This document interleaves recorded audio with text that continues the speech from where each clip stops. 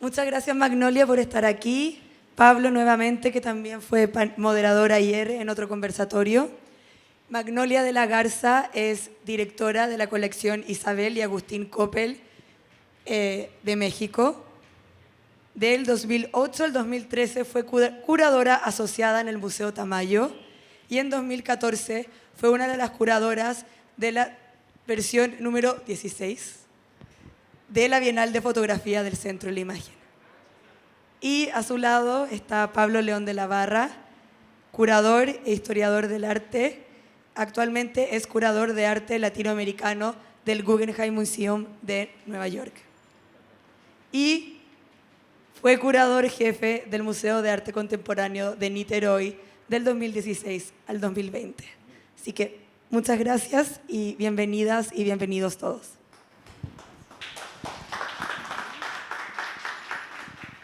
Gracias, Florencia, y gracias al público que nos acompaña hoy, un viernes a las 6:30, que no es horario nada fácil. Yo estaría afuera tomándome cervezas en este calor, o como decías tú, en la pileta.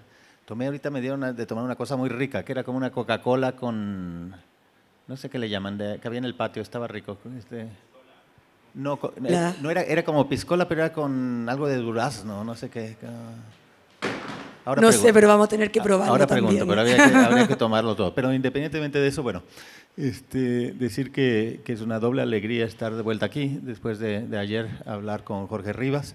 Hoy estar en conversación con Magnolia, que es una amiga y colega muy querida, que es mexicana como yo, y que es directora de una de las colecciones más importantes no solo de la Ciudad de México, del país, ¿no? Con una presencia dentro del país, que es algo creo que también es, que es importante. Ayer lo dije, pero bueno, repetir que gracias que yo como curador estoy muy agradecido a Chaco, que gracias a Chaco he hecho todas mis visitas, creo que ya son 7 visitas que he hecho a lo largo de 11, 12 años a Chile, visitas de trabajo, de investigación, donde cada vez sigo aprendiendo de la escena del arte, ¿no? Y Magnolia, bueno, es su primera vez en Chile, entonces feliz de que esté aquí adentrándose y conociendo este fascinante mundo con el que tenemos muchas cosas en común, pero del que también estamos muy desconectados, sobre todo por la distancia, ¿no? Entonces, como meterse a otro mundo donde hay muchos paralelismos, ¿no? Y donde hay unas relaciones históricas, Chile-México, pero también, bueno, hay muchas desconexiones, ¿no? La idea es que Magnolia va a presentar un poco la labor que ella hace dentro de la colección, como directora de la colección, y luego vamos a entrar en conversación, ¿no?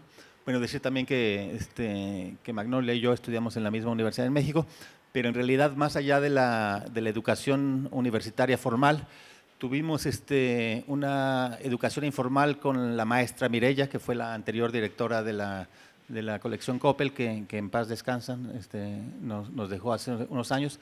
Pero también, bueno, esta cosa de que el arte se aprende no solo en las aulas, sino que viviéndolo y con la experiencia que se transmite de generaciones en generaciones, ¿no? Entonces, esa idea también de que nos vamos formando unos a los otros, de que aprendemos de arte estando con artistas, hablando con los curadores, hablando con coleccionistas, que es un ecosistema donde los aprendizajes más importantes también se dan a través del intercambio directo, ¿no?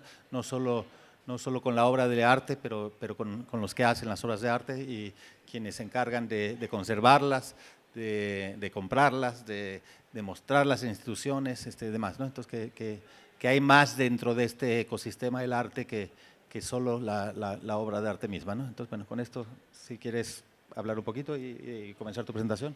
Bueno, pues primero que nada agradecer esta oportunidad de estar en Chile, gracias a Chaco. Gracias, Benjamín, por la paciencia. Casi no le damos las gracias a la aerolínea, pero bueno, no pasa nada. Nos hizo recorrer literalmente a mí y a Laura Cortés el continente de norte a sur y de este a oeste para poder estar hoy aquí. Y bueno, gracias, Pablo, por estar en este escenario conmigo. Para mí es un privilegio tener a Pablo sentado al lado de mí. Yo tuve el honor de trabajar con él cuando hizo su primera muestra en el Tamayo, ahí en el año de 2010. 2010, 2011. Una exposición muy interesante que transformó el espacio del museo en una especie de ruina, y me tocó estar ahí y conocer su práctica de primera mano, de seguir todo su proceso curatorial armando este proyecto. Y Pablo dice que aprendemos de las experiencias, y para mí trabajar con él, como trabajar con otros colegas en ese museo, fueron años formativos muy importantes y que de alguna forma me llevan a donde estoy hoy, al frente de esta colección, que es la colección Isabel y Agustín Coppel, que tenemos varios nombres. El oficial es SIAC-AC, que es como el acrónico de colección Isabel y Agustín Coppel. El AC es porque somos una asociación civil que manejamos un acervo privado para hacer proyectos, pero también coloquialmente y allá afuera en el mundo nos llaman colección Coppel simplemente. La colección es una colección que surge en los años 90 por el ánimo de una persona con muchos intereses en el arte, pero que estaba totalmente desconectado de ese medio. Él crece y vive y hace su trabajo como empresario desde una ciudad que se llama Culiacán, que luego les mostraré dónde está, donde en el momento en que él empieza a coleccionar no existe ni siquiera un museo de arte. Entonces, para mí siempre es importante empezar con esto. Él estaba recién casado, teniendo 2 hijos chicos, y se mete en esta aventura del coleccionismo, y la colección crece muy rápido, muy pronto. Si empieza en 93, para el año 97, 98 se da cuenta en sus viajes que hay algo que está pasando en el mundo y que no está pasando en México en el arte. Esto es previo a que galerías como Kurimansuto abran sus puertas, a que artistas como Gabriel Orozco regrese a México, y tiene como ese momento y empieza a vender mucho del arte que había estado comprando y a buscar otros intereses. Y hay una el arte que había estado él comprando era, digamos, moderno mexicano. Él empezó, su ambición primera era crear una colección de arte moderno mexicano, pero que no pasara por los 3 grandes artistas, porque no le alcanzaba, no porque no quisiera, que eran Diego Rivera, Siqueiros y José Clemente Orozco.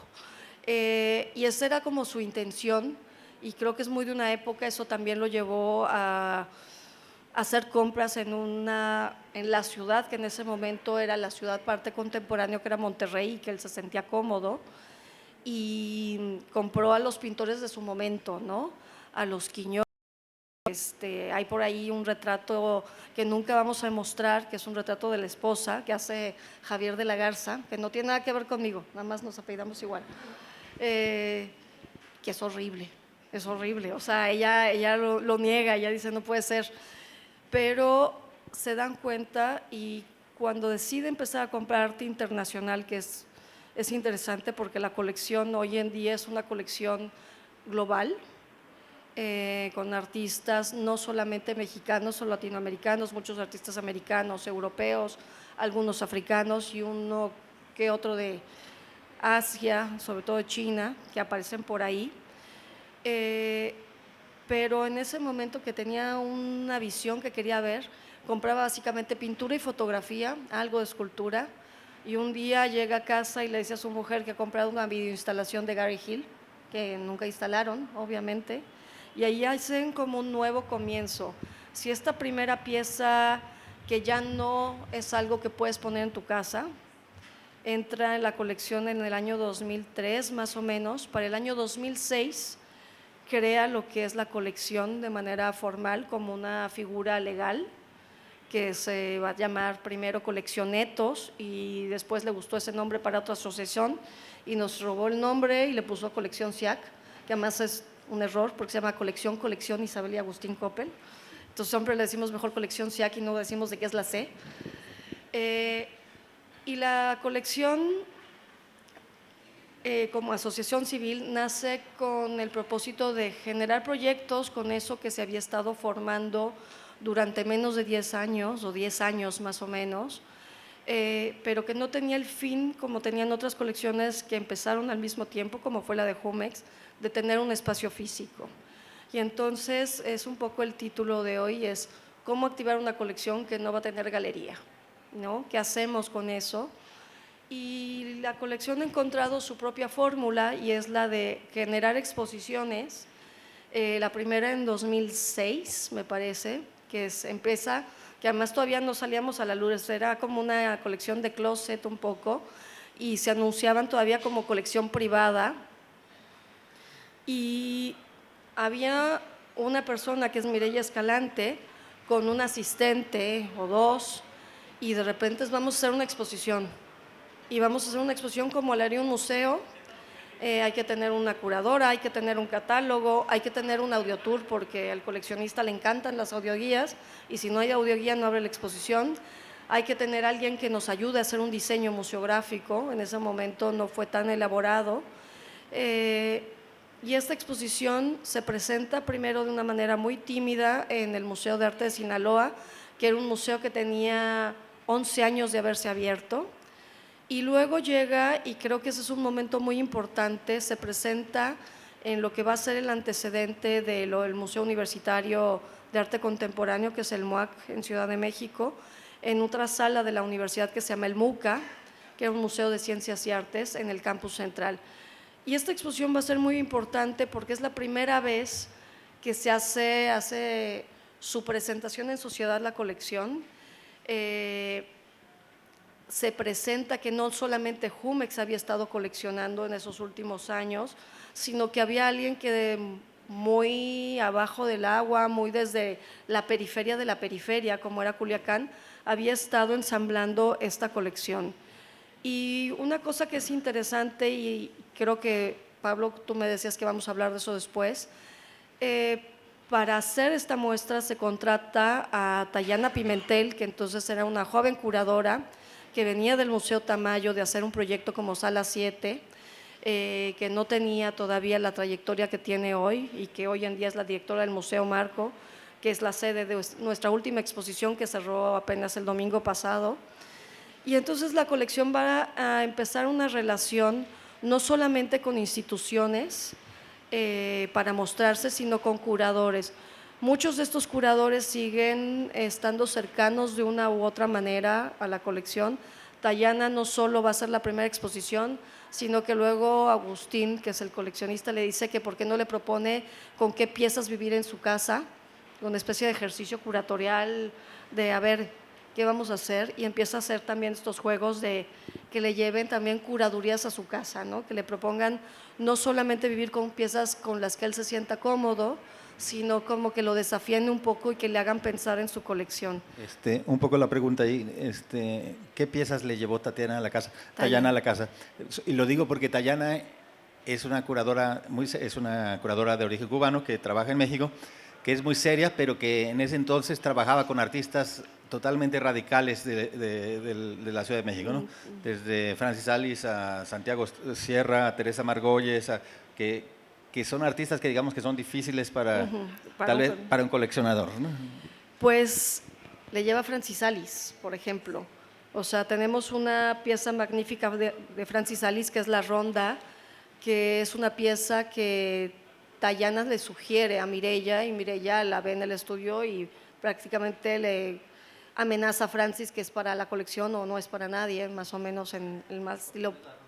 La Ronda es una pieza bastante grande que es una pintura y luego varios dibujos de esta señora haciendo como un círculo justamente, ¿no? Y son más de 20 dibujos. Entonces, bueno, pero Tayana, que era muy radical, en realidad de repente voltea a ver otras cosas también que tienen más sintonía con la colección.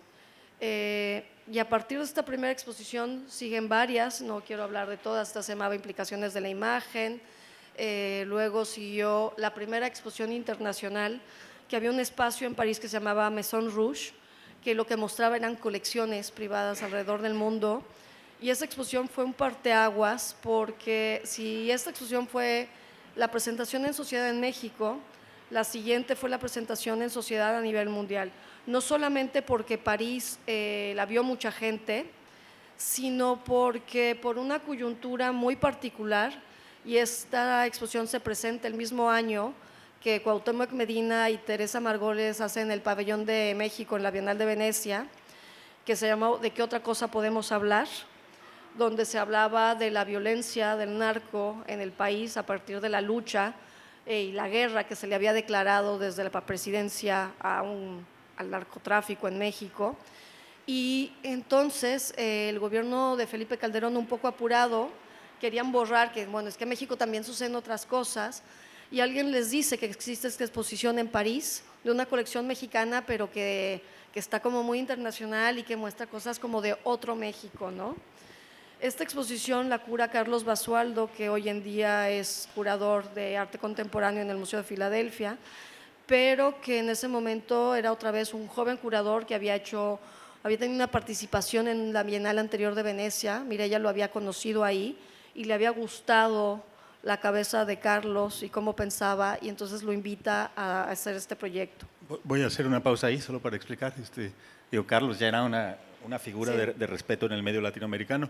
En 2003 había curado una de las secciones de la Bienal, de la sección principal de la Bienal de Venecia en el Arsenal, la sección latinoamericana. Pero creo que aquí lo que es importante ahorita que estás hablando todo esto y que me parece esencial para mantener dentro de esta conservación y conversación, y un ejemplo que podría ser interesante también para Chile, la idea del curador, del coleccionista que se asesora de curadores, ¿no? El coleccionista que sabe, que tal vez él sabe, pero que va a saber mejor y que va a hacer una mejor colección oyendo otras voces de personas que trabajan en el área, ¿no? El haber trabajado con Mireya misma, pero con Tayana, invitar a Carlos, que era un curador argentino, pero que vivía en Nueva York, que ya tenía una presencia dentro del mundo del arte. Entonces me parece un punto clave, ¿no? Un coleccionista que tiene la humildad de decir, bueno, tengo una pasión por algo, pero tal vez esta pasión o este deseo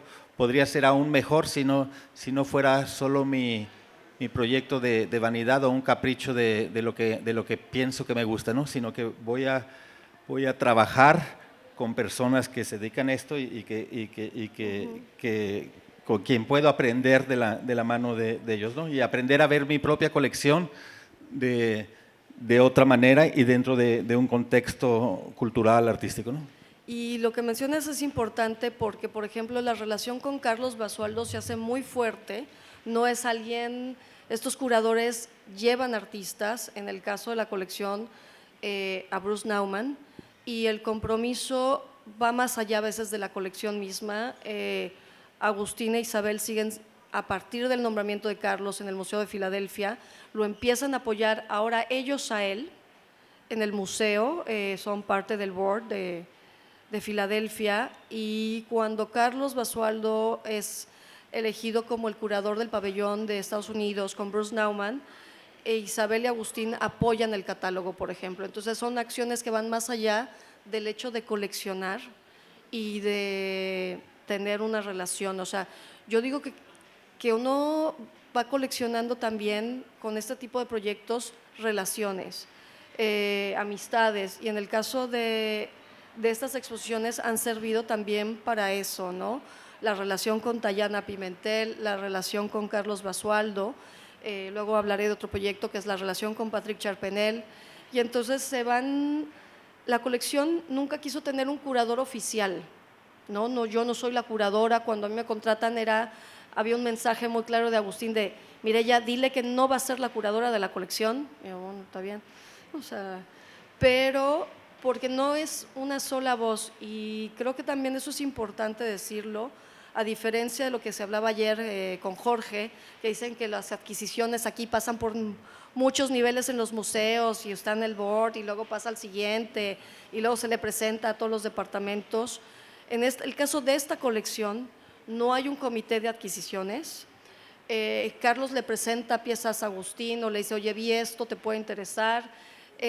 Patrick Charpenel, que es alguien muy cercano a la colección, lo ha hecho, Mireya misma, yo, y el coleccionista dice si me gusta o no me gusta, o luego él hace sus propios viajes cuando está viendo negocios en Londres y me dice quiero ir a ver 3 galerías, y luego me hablan de la galería de oye, vino y me pidió información de 20 piezas, y yo bueno, tú mándaselas, y de repente decide comprar 20 piezas porque es así.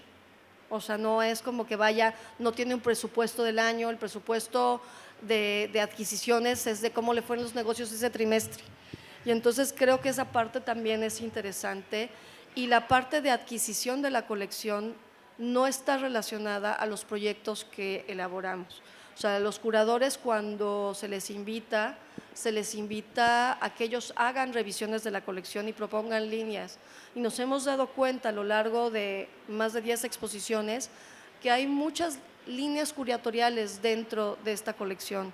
Entonces, no quiero hablar de todas, pero es como un poquito ir mencionando algunas. Después de esto hicimos un festival de cine que iba a ser una exposición de video curada por Jens Hoffman, y terminó siendo un festival de cine, y un festival de cine en que se partía de presentación de videos de artistas como Pierre Huyghe, por mencionar alguno, y el concepto de Jens era de, oye, ¿qué películas estuviste viendo mientras hacías esto? ¿Qué te inspiró?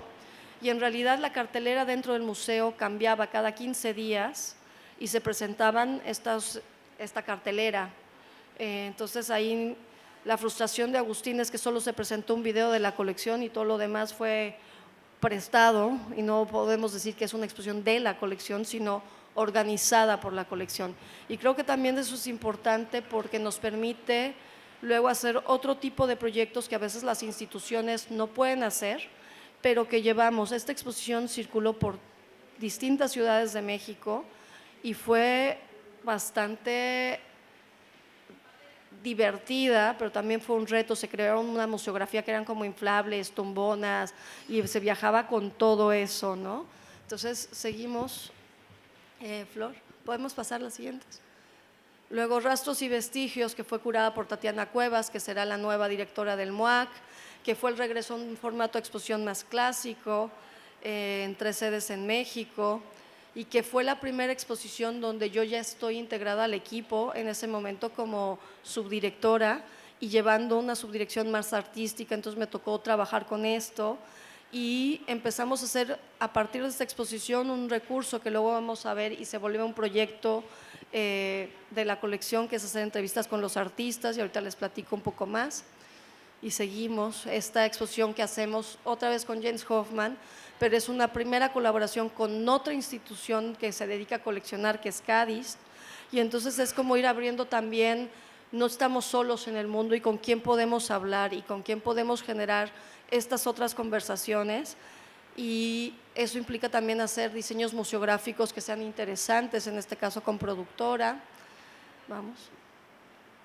Punto de partida fue la primera exposición en la que yo me involucro como co-curadora, y fue una invitación de la Sala de Arte del Banco Santander en Madrid, a las afueras de Madrid, y fue también un ejercicio importante dentro de la colección porque la Sala de Arte de Santander invitaba a estas colecciones que estuvieran en países donde ellos tienen presencia, y cuando les mandamos la primera lista de obra, su primer shock fue: es que no hay tantos artistas mexicanos. Y bueno, pero cuando expusiste la colección Sandretto, no fue una exposición de arte italiano.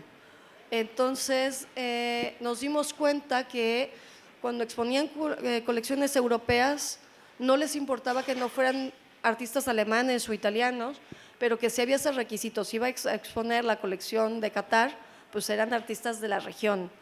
Y eso nos ayuda a pensar qué era la colección, y es una colección global, pero pensada desde México, con las limitantes que podemos tener, pero sí es una colección que se piensa desde ahí, que se construye desde ahí, y que a partir de México mira al mundo.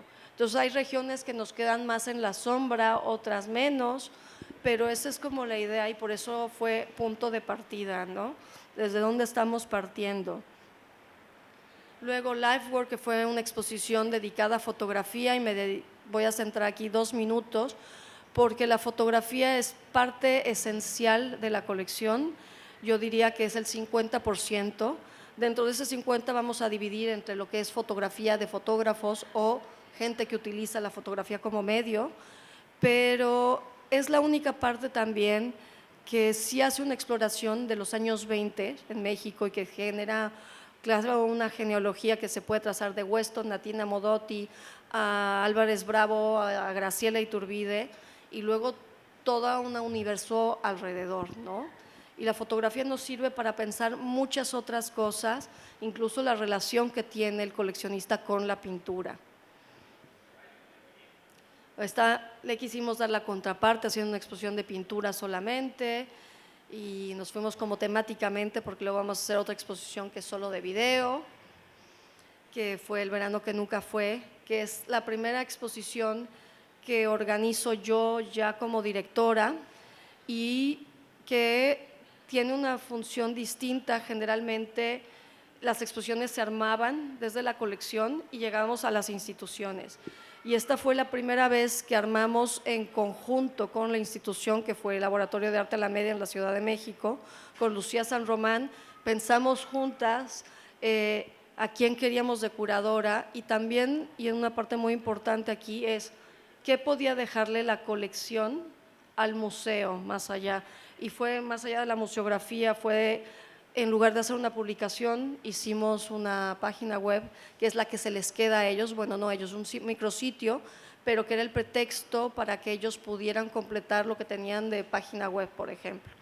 Y así seguimos con otro tipo de proyectos que empieza la colección. Si ya habíamos hecho un festival de cine, nos metimos en otro formato que fue un acto escénico por Mario García Torres, que a Mario yo me había acercado a él para decirle que por qué no hacíamos una exposición de la colección, él como curador artista, y un día me dice, oye, pero es que yo estoy interesado en el performance, si metemos un performance, yo pues va, y viene pandemia, todo se interrumpe, y cuando vemos que las cosas pueden ser y que el Museo Experimental El Eco en la Ciudad de México está interesado en hacer algo con nosotros, me dice, sí, pero ¿sabes qué? Lo del monólogo ya no, estoy pensando en hacer tipo un talk show. Y yo así como un talk show, así como Mario, pues que tenga bailarines, un coro que cante canciones de TikTok, pues sí, las noticias deportivas. Y yo así como, bueno, pues vamos a hacerlo, y lo hicimos.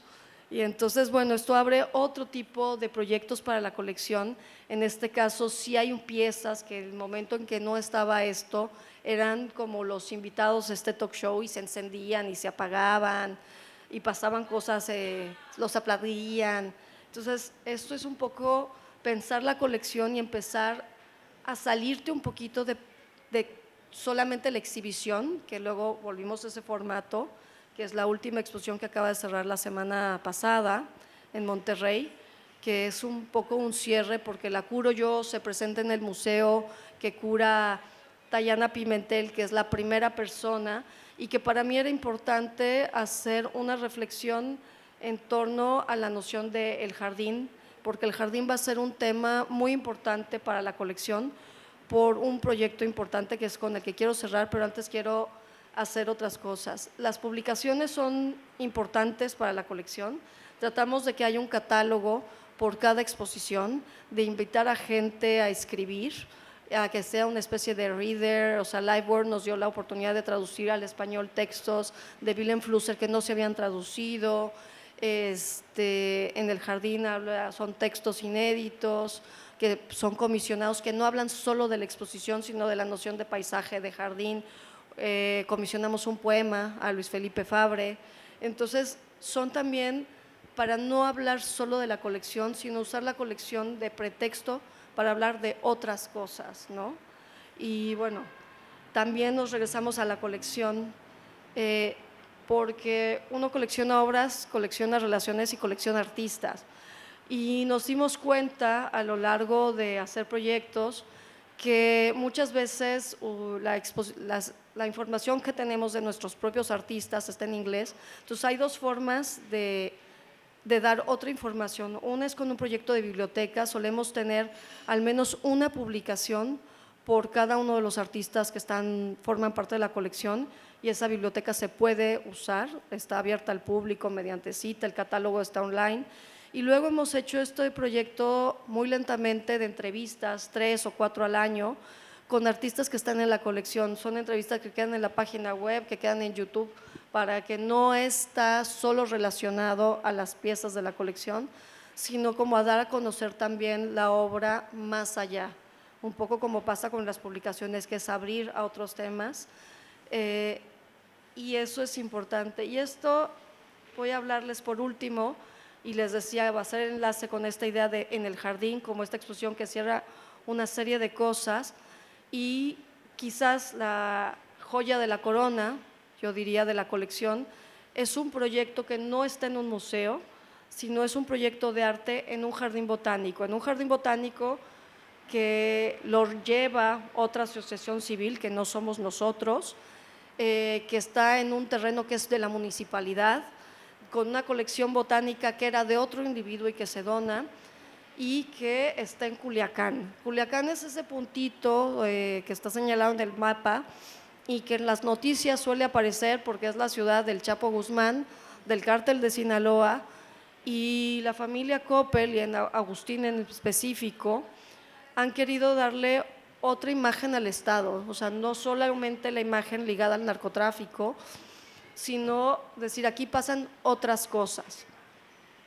Y una de las cosas que pasa es este parque público, son 10 hectáreas, que está en medio de la ciudad. Vemos por un lado una avenida, del otro lado de esa avenida está la universidad, luego por otro costado hay un barrio residencial, la gente de ese barrio va a correr, a hacer yoga, gente que no es del barrio va a hacerse las fotos de los 15 años, las fotos de la boda, el mismo jardín para generar recursos hace bodas, ya nos te contaron ahí, todavía no aparece, ahorita les enseño una foto del Abraham Cruz Villegas, que parece que ahora es el escenario favorito para hacer las bodas civiles.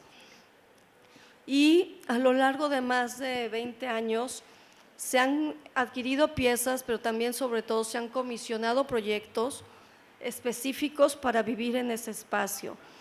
Eso obviamente le da otro cambio a la colección y la fue formando, porque en el momento en que tú comisionas una pieza, la relación del coleccionista ya no pasa solo por compro obras a una galería y tengo un diálogo con el galerista o con un curador que me lleva a conocer a alguien, sino que se generan unas conversaciones mucho más profundas, porque hacer estos proyectos no solo lleva tiempo, lleva muchas conversaciones ida y vuelta, de la primera idea a la última.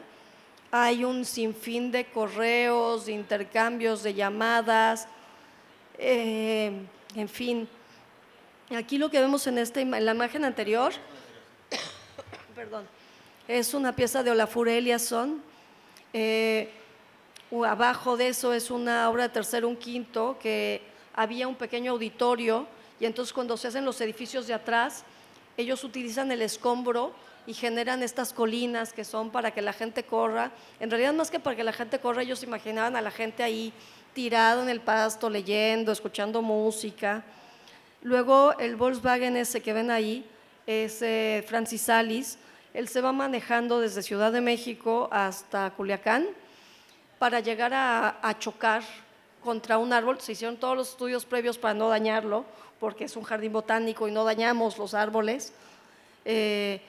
A Francis, como los Volkswagen no tenían airbag, se le envolvieron en toallas porque tampoco queríamos romper al artista, esa es la leyenda. Y entonces, bueno, llega, deja su coche ahí, se baja, lo cierra y ahí quedó. Abajo es una pieza de Dan Graham que también se piensa para el jardín botánico, es uno de estos pabellones que él hace, pero en este caso la vegetación es parte del pabellón y no solamente parte del paisajismo en torno. Entonces la naturaleza y la colección botánica juega parte muy importante. Yo tengo que admitir que generalmente es algo que nos juega en contra. Las plantas de la pieza de Olafur se nos mueren a cada rato, no crecen, que si el metal ya se calentó ya no quiere crecer más la plantita. En el caso, por ejemplo, de la pieza de Francis, que tenía que crecerle plantas y eso lo único que le llegaron eran hacer animales sus nidos adentro, que era un horror, entonces había que sacarlos. Entonces, es muy interesante porque uno piensa que tiene todo el proyecto controlado y la naturaleza te dice que no, ¿no? O sea, hace lo que quiere y no le importa si el artista es muy importante o no. pues nada más no quiere crecer la plantita. ¿Estamos?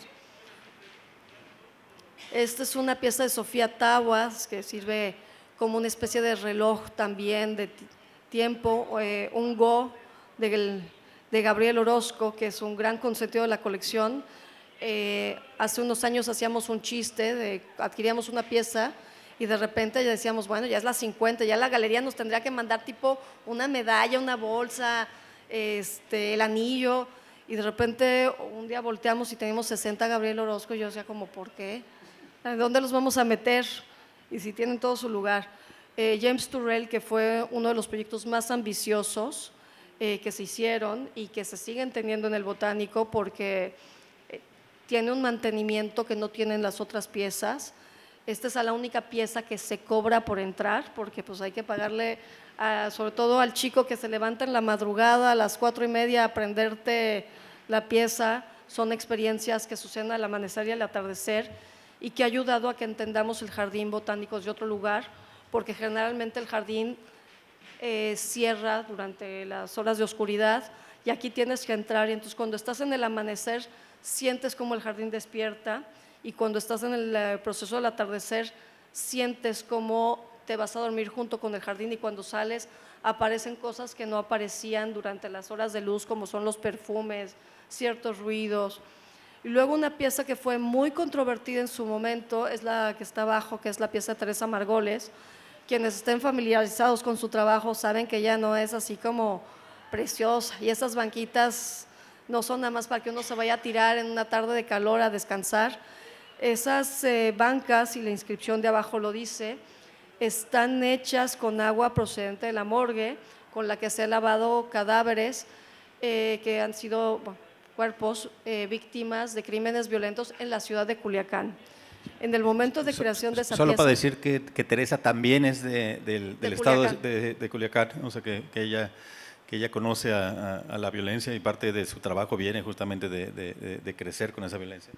Y que en este caso además fue una de las piezas más criticadas. Había una asociación de víctimas diciendo que esto no era posible, que se banalizaba la violencia, y hoy en día creo que es una de las piezas que el público ha cogido mejor, y lo siento en una especie de memorial. O sea, en estos años la situación en Culiacán ha mejorado, afortunadamente, pero estamos hablando del año del 2007 al 2012, la situación ahí fue muy candente, fue muy violenta. Han tenido 2 episodios recientes de violencia, pero nunca como lo que se vivió en ese momento, y la gente ha terminado adoptando esta pieza como esta especie de memorial a esos años, a todo lo que se ha vivido, y entonces adquieren cosas que también, como decía, uno comisiona pieza y se sale a veces del control, ¿no?, de quien la ha comisionado y del propio artista.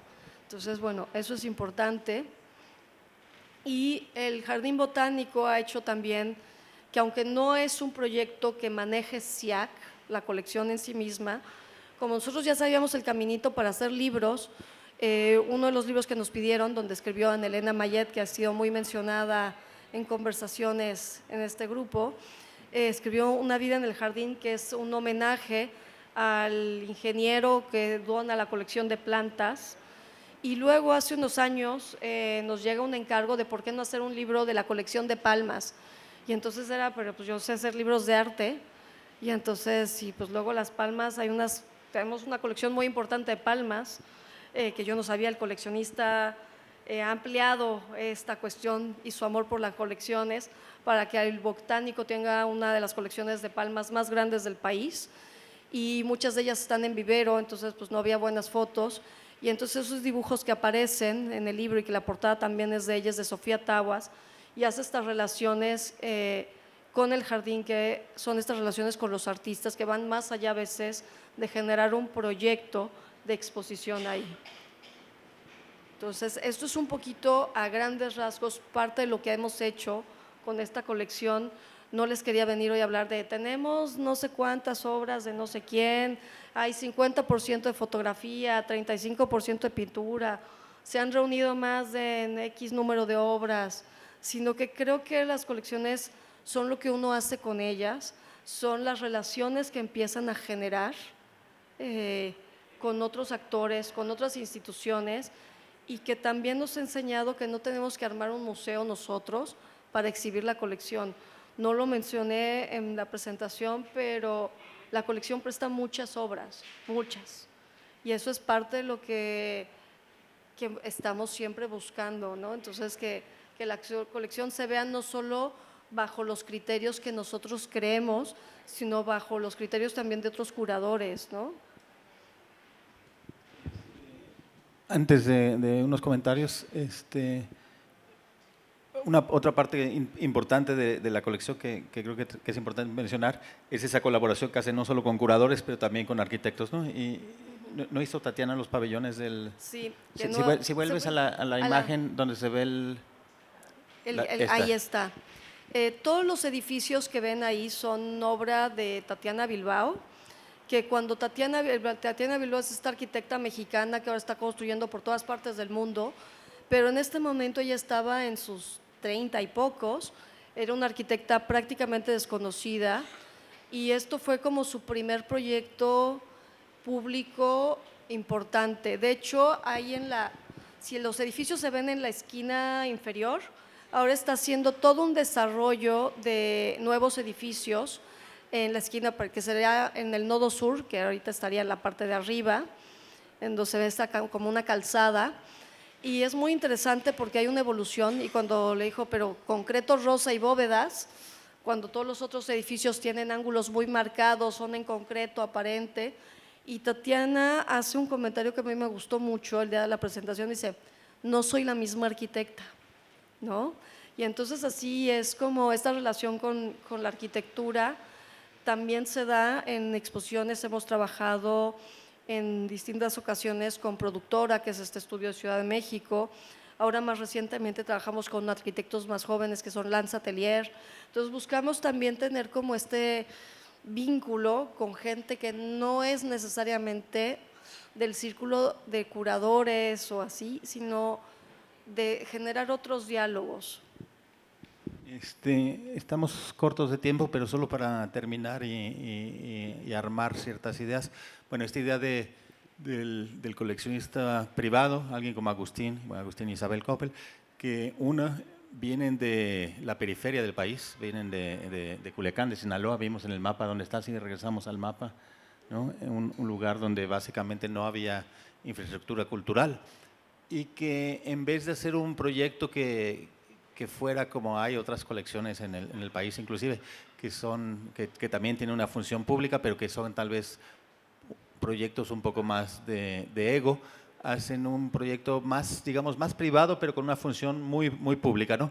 Entonces creo que es importante entender esa otra faceta de lo que puede ser el coleccionismo, ¿no? No solo el coleccionismo privado, no solo acumular objetos artísticos para el goce personal o para crear un patrimonio familiar, sino la idea de que ese patrimonio puede ser público, puede tener una función social, puede ser compartido con otros independientemente de tener o no un espacio físico colección, ¿no? Y en este caso es muy interesante que Agustín decidió, en vez de tener un espacio, que se hicieran exposiciones con la colección en otras instituciones, tanto dentro del país, que ha circulado mucho, que es otra cosa importante, porque el arte hace 20 años no circulaba fuera de la Ciudad de México, tal vez México, Guadalajara y Monterrey, pero en el resto del país no había esa presencia. Y internacionalmente, y dos, bueno, el hecho de que la colección pudiera existir en un jardín con obras comisionadas, ¿no? Creo que, y ahí sí digo yo, que sería interesante, bueno, pensar a futuro qué va a ser de esa colección, si en algún momento sí debería tener un lugar físico o no, cómo sería ese lugar físico, si ese lugar físico estaría en Culiacán, que sería algo interesante y demás, ¿no? Entonces son las preguntas que personas como un coleccionador se van haciendo a la larga de ese trayecto donde el coleccionar se vuelve una cosa más, ¿no? Se vuelve una responsabilidad, de nuevo una responsabilidad social, ¿no? Una responsabilidad que va más allá de uno mismo.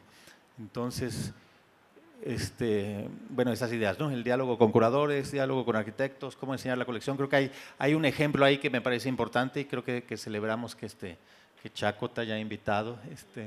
como directora de la colección a compartir esto con nosotros. También interesante, bueno, el caso de Magnolia mismo, ¿no?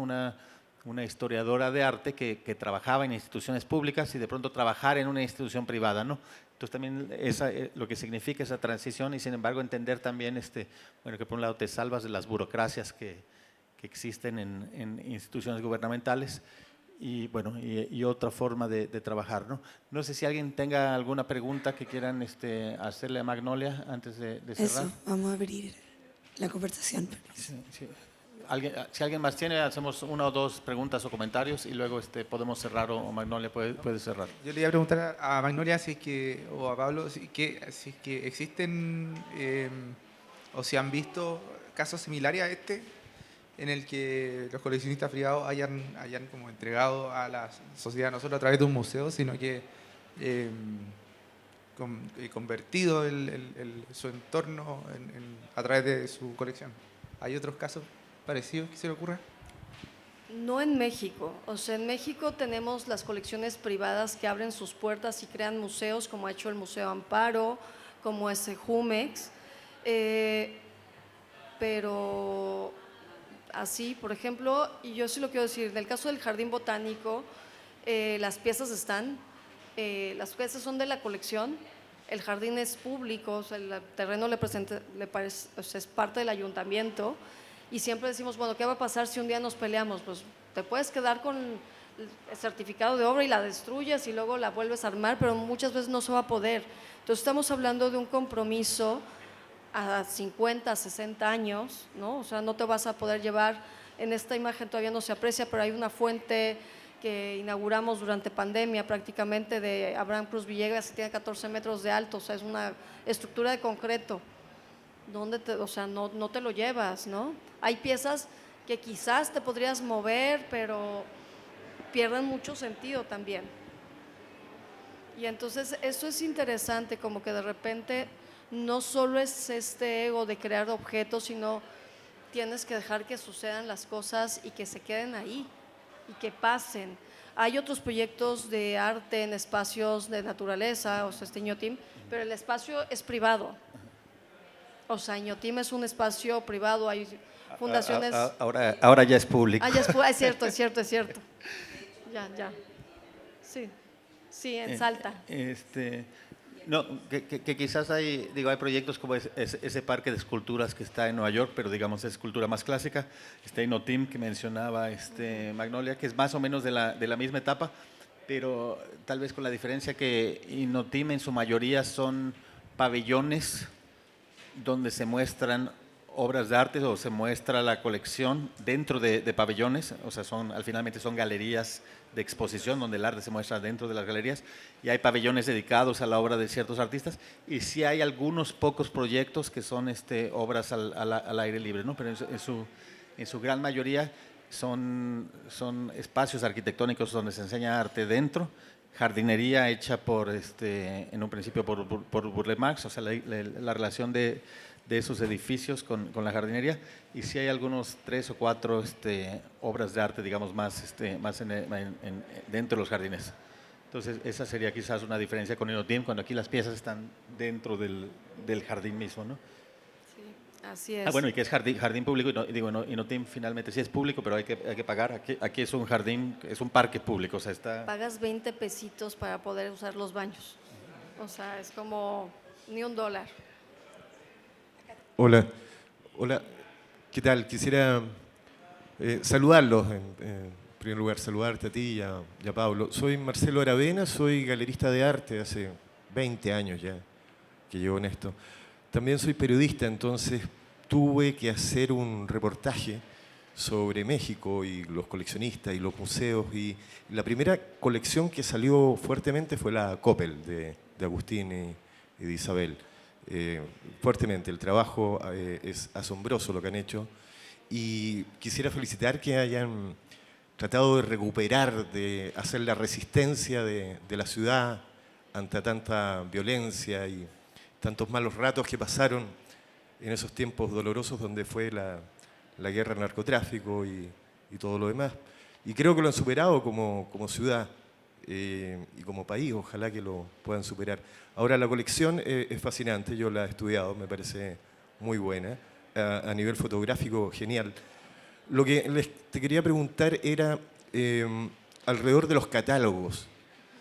Hoy que todo está siendo digitalizado, el catálogo impreso sigue siendo importante, pero tal vez está en retroceso, pero siempre una exposición con catálogo es mucho más efectiva, mucho más poderosa que una solamente representación digital. ¿Cómo lo hacen para hacer catálogos de cada una de las exposiciones? Eso tiene un costo, no solamente de dinero, de impresión, sino de producción del catálogo. ¿Cómo lo hacen ahí? Eso. Pues, Gracias. Los fondos los baja el coleccionista y la verdad es que tenemos una forma de hacer las cosas bastante económica dentro de todo. Las primeras producciones que hicimos eran sin editorial, sin distribución, que eso es algo que ha cambiado con mi gestión, que yo sí busco esa asociación con una casa editorial. Este último catálogo lo hicimos con Turner, no porque vayamos a ganar dinero, porque en realidad nos sale hasta más caro, pero justamente por el tema de distribución. O sea, con Turner tenemos la certeza de que va a estar no solo en las librerías mexicanas, sino de España y de otros lugares de Latinoamérica, que cosa que no llegaban nuestras publicaciones, que eran pues básicamente cosas que regalábamos o que algún pequeño distribuidor lo tenía en ferias de libro independiente, pero para nosotros hacer catálogo es muy importante. Yo he cambiado también la regla, y eso tiene que ver con la cuestión de arquitectura, de que el catálogo no esté listo el día de la inauguración. No lo quise hacer así en la última exposición porque no quedaban nunca los registros museográficos que me parecían importantes. Creo que la colección ha invertido mucho, de hecho no lo mencioné, pero Tatiana Bilbao hizo la museografía de Mexico Expected or Unexpected, o sea que es una relación importante, no solamente con el Jardín Botánico, sino meterse a decidir cómo va a ir la obra, ¿no? Y el catálogo para el coleccionista tiene una especie de valor fetiche, es el que nos dice que si no hay catálogo, no hay exposición, o sea, no nos deja abrir, o sea, es muy rígido, y él es porque dice, ustedes entienden su tema, pero hay alguien que va una sola vez y tenemos que tener una serie de cédulas con muchísima información sobre cada obra, una audioguía, todas las herramientas que además las hacemos desde la colección para que un público general que no está habituado al arte contemporáneo tenga acceso. El catálogo es como la última de las herramientas, es una memoria de la exposición, se representan cada una de las obras expuestas, pero también sirve justamente como para que tú te lo puedas llevar esa parte de tu colección a la casa, a estudiar. Se escribe un texto por cada una de las obras para que la gente, a ver, quizás no Pablo, quizás nadie de los que nos hemos presentado en este foro, pero que la señora que entró porque quería ir su hija de 15 años a ver la exposición para hacerse la foto de Instagram y hay algo que le gustó, se lo puede llevar a su casa y lo puede estudiar y que regrese a una siguiente exposición, no de la colección, sino de la institución donde nos estamos presentando. Y creo que eso es una parte importante. El libro tiene una mística que no tiene lo digital, sobre todo yo leo en Kindle novelas, pero leer un libro de arte en Kindle, o sea, ver las imágenes ahí en el libro digital, creo que todavía nos gusta verla, hay una cosa de la calidad del color, de la imagen, que es lindo tenerlo en el libro, ¿no? Sí, bueno, también que finalmente los libros sobreviven, ¿no? Aquí tengo un catálogo de Smitey hecho hace 20 y tantos años, 30 años. ¿De qué año es este catálogo? Es antes del morir, ¿no? Museo Nacional de Bellas Artes Chile. ¿De qué año es esta exposición? 92, ¿no? Entonces un catálogo de hace 30 años que no que digo, si no se hubiera hecho yo no podría tener acceso al cuerpo de obra, ¿no? Y sin embargo tengo muchas cosas digitales en discos duros que ya no tengo acceso, ¿no? Material de hace 20 años que el disco duro se borró, desapareció. Entonces, bueno, hay que tener ese balance entre lo digital y lo material, ¿no? ¿Alguien más? O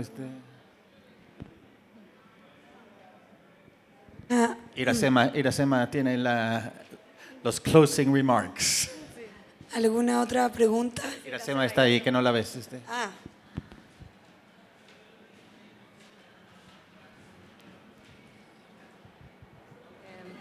O sea, también podría gritar, pero no quiero asustar a nadie.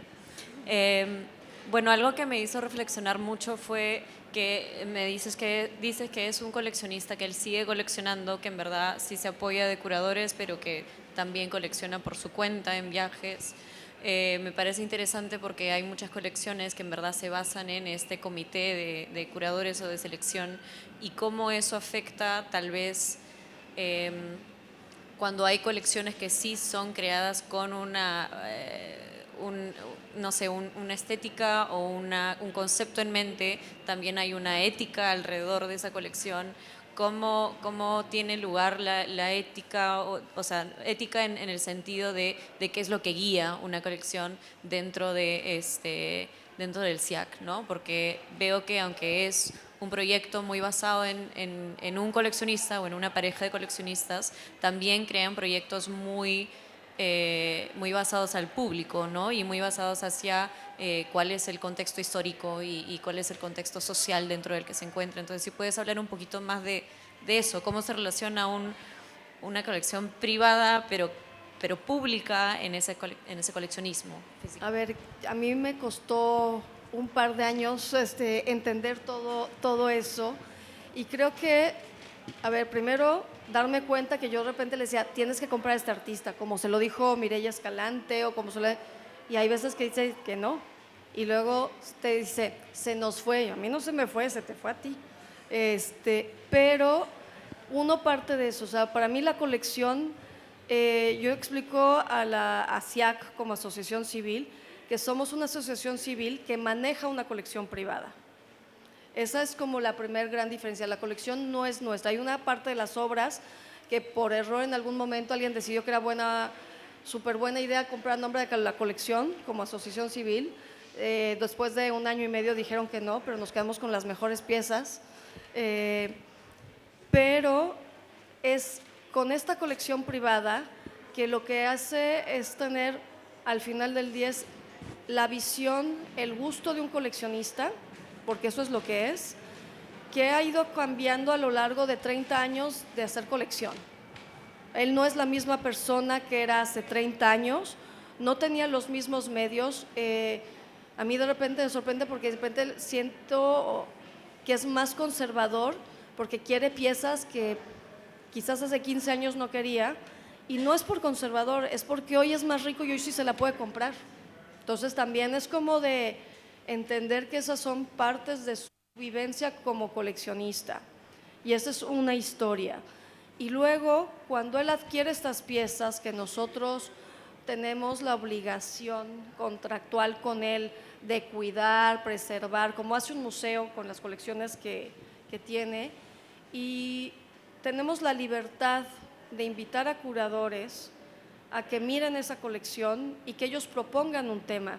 Es muy raro, por ejemplo, bueno, queríamos hacer una exposición de video, pero Ruth Esteves fue la que propuso el tema. Ella revisó todo lo que había de Time-Based Media de la colección, que tampoco es tanto, y de repente quiso hacer una exposición que tratara sobre el tiempo. A mí no se me hubiese ocurrido, hubiera pensado quizás en otros temas, pero esa es la lectura que cada curador va poniendo y que creo que son las contribuciones que cada una de las personas que le ha tocado estudiar la colección, ya sea desde el ámbito de escribir un texto. Graciela Silvestri, esta profesora argentina que estudia el paisaje, hizo un texto muy bonito, pero básicamente cuando yo lo vi dije, me está haciendo la exposición B, ya tengo la siguiente expo, ¿no? De las imágenes que ella escogió para apoyar su texto, ¿no? Y entonces así como dije, lo tengo, hay que guardarlo. Pero cada persona que se adentra a estudiar o escribir de la colección va aportando su propia historia. Eso es, creo que, y el coleccionista eso lo tiene muy asimilado, no es algo que quiera dar un solo perfil, ¿no? Entonces creo que es eso. Entonces a él que nadie le va a comprar una pieza, yo no compro para la colección, O sea, yo hago las gestiones, pero es su decisión de adquisición, nadie más. Aunque le puso el nombre de su esposa, cada vez que la esposa le dice, ay, esta pieza me gusta, se la voltea a ver y es como de, no, esa no está tan buena, esa mejor no. Es muy personal, pero todo el uso de lo que podamos hacer, él es muy abierto a todo este tipo de ejercicios que incluyen un proyecto performático como el de Mario García Torres, ¿no? Entonces es ahí donde la colección, como una persona moral, adquiere un poder sobre esta colección privada.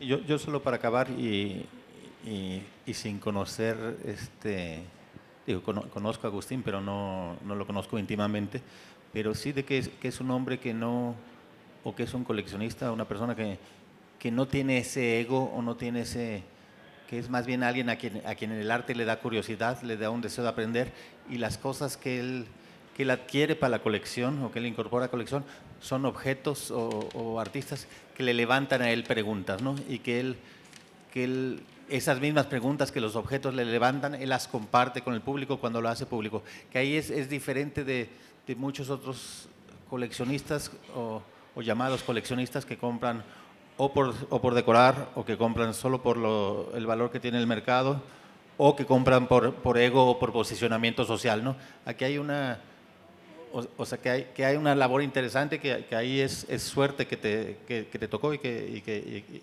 trabajar ahí, y que él tuvo esa especie de visión, donde él está presente, pero a la vez él no tiene el ego de estar presente, ¿no? Así es. Pues muchísimas gracias.